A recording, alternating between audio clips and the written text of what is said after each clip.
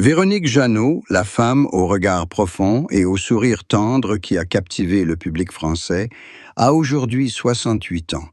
Son nom est associé aux années glorieuses de la télévision et du cinéma français des années 1980, une époque où chaque épisode où elle apparaissait émuait le pays tout entier. Mais derrière la douceur et la lumière que Véronique apportait au public, se cachait une longue histoire de tristesse, de perte et de lutte silencieuse qu'elle a endurée tout au long de sa vie. Aujourd'hui, à presque 70 ans, elle s'est suffisamment apaisée pour parler de ce que ses fans ont toujours soupçonné, la plus grande douleur de sa vie, un amour inassouvi, la solitude et la vérité sur sa santé qui a failli lui coûter tout. Née le 7 mai 1957 à Annecy, dans le sud-est de la France, Véronique Jeannot était une âme sensible et passionnée d'art depuis l'enfance. Son père était un ingénieur strict, sa mère une femme douce, amoureuse de musique et de poésie.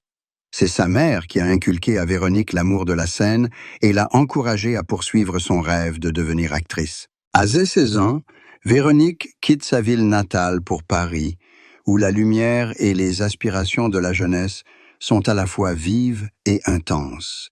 Elle débute par de petits rôles au théâtre, puis attire peu à peu l'attention des réalisateurs de télévision. Sa percée survient à la fin des années 1970, lorsqu'elle est choisie pour le rôle principal de la série Pause Café, l'histoire d'une jeune enseignante pleine de compassion, à l'écoute de ses élèves et toujours soucieuse d'apporter du bien aux autres. Ce rôle a non seulement fait de Véronique une star, mais a aussi façonné son image pour le reste de sa vie.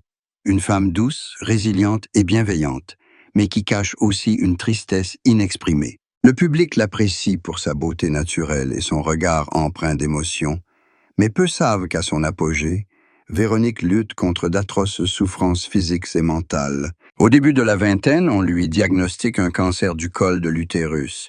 La mauvaise nouvelle est tombée comme un coup de tonnerre.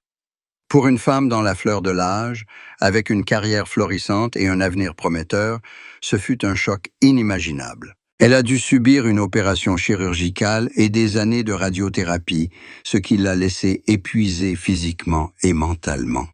Plus douloureux encore, la maladie lui a fait perdre la capacité d'avoir des enfants. Une blessure qui, à ce jour, reste la plus profonde blessure au cœur de Véronique Jeannot. Elle a dit un jour « Ce n'est pas que j'ai peur de mourir, c'est que j'ai peur de ne pas être mère. » Pendant des années, elle a tenté de surmonter ce sentiment de vide par le travail, les rôles, la musique, mais cette tristesse n'a jamais disparu. C'est la plus grande tristesse qu'elle ose aujourd'hui, à presque 70 ans, avouer publiquement. La vie amoureuse de Véronique a également connu des hauts et des bas. Elle a vécu une histoire d'amour profonde avec le chanteur Laurent Voulzy, un homme talentueux et sensible qui comprenait son âme mieux que quiconque. Elles se sont rencontrées lors d'une séance d'enregistrement, alors que Véronique essayait d'interpréter une chanson composée par Voulzy. Dès la première minute, une étrange sympathie s'est installée entre elles. Cette relation a duré de nombreuses années, à la fois douce et douloureuse, car toutes deux étaient des artistes.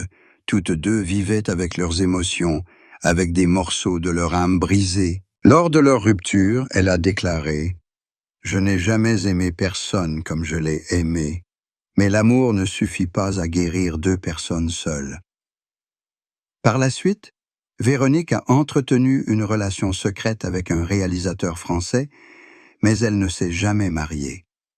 Peut-être, après la douleur et la perte, a-t-elle choisi de vivre librement, sans attachement, pour préserver un peu de paix intérieure. Ses proches ont raconté que, bien que célibataire, Véronique a toujours rêvé d'être mère. En 2005, elle a décidé d'adopter une petite Tibétaine prénommée Migmar. Cette petite fille est devenue son plus grand réconfort, comblant le vide laissé par des années de maladie. Véronique a élevé son enfant avec tout son amour et sa gratitude. Elle disait souvent « Je ne l'ai pas mise au monde de mon corps, mais de mon cœur. » C'est cet amour maternel qui l'a aidé à retrouver la foi, lui permettant de comprendre qu'il existe un amour qui transcende le sang et la douleur physique. Cependant, son parcours n'a pas été facile. Après une longue période de traitement, la santé de Véronique s'est progressivement affaiblie. Les séquelles de son ancienne maladie la fatiguaient et l'obligeaient parfois à interrompre ses activités pendant de longues périodes. Les médias français ont souvent évoqué une rechute, mais Véronique a toujours gardé le silence.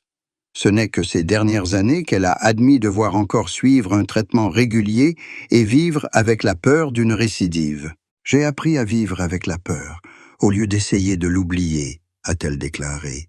C'est cette force et cette sérénité qui la rendent encore plus populaire auprès du public, car ils voient en Véronique l'image d'une femme qui ne baisse pas les bras, même si la vie lui enlève trop de poids. Véronique est non seulement actrice, mais aussi chanteuse, écrivaine et humanitaire. Elle participe à de nombreux projets de soutien aux enfants tibétains et a créé une fondation pour aider les orphelins et les patients atteints de cancer. Elle affirme toujours que sa propre douleur lui permet de mieux comprendre celle des autres. « Je ne peux pas sauver le monde, mais je peux faire croire à certaines personnes qu'elles ne sont pas seules », a-t-elle confié un jour lors d'une émission de télévision. Ces dernières années, elle a consacré une grande partie de son temps à la méditation et au yoga, croyant en l'harmonie du corps et de l'esprit et trouvant la force dans le silence. Ses proches disent que Véronique est une personne très sensible, parfois si sensible que chaque émotion est gravée dans son âme. Lorsqu'un ami décède, qu'un film échoue, ou qu'elle est témoin d'une injustice sociale, elle ressent la douleur comme si elle souffrait elle-même. C'est peut-être pour cela qu'elle choisit souvent de vivre recluse, loin du bruit des médias. Dans une petite maison de la banlieue parisienne, elle vit avec sa fille adoptive et quelques animaux de compagnie. Chaque matin, elle se lève tôt, se promène, médite, puis écrit. Écrire est devenu pour elle un moyen de se parler à elle-même, un moyen de dissiper la tristesse. Quand on lui demande ce qu'elle regrette le plus, Véronique ne mentionne ni la célébrité ni l'argent. Elle répond simplement « J'aurais aimé m'aimer davantage, plus tôt ». Durant sa jeunesse, elle vivait pour les autres, pour le public, pour son amant, pour ses rôles. Elle se mettait toujours en retrait, toujours souriante, même si son cœur était baigné de larmes. Aujourd'hui, après avoir traversé la majeure partie de sa vie, elle a appris à s'aimer, à accepter que personne n'est parfait et que la tristesse n'est pas un ennemi, mais une composante naturelle de l'être humain. Ses amis proches disent qu'il lui arrive encore de verser des larmes en voyant des enfants jouer ou en entendant une vieille chanson qui lui rappelle des souvenirs.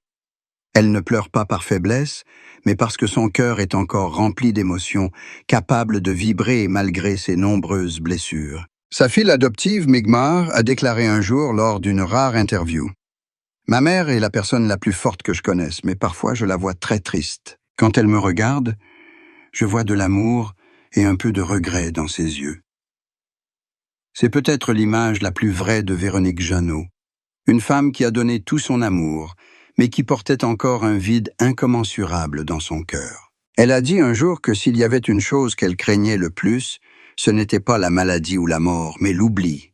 Mais la vérité est que la France n'a jamais oublié Véronique Jeannot. Pour le public, elle est non seulement un symbole de beauté douce et de gentillesse, mais aussi un témoignage de force de volonté et de foi.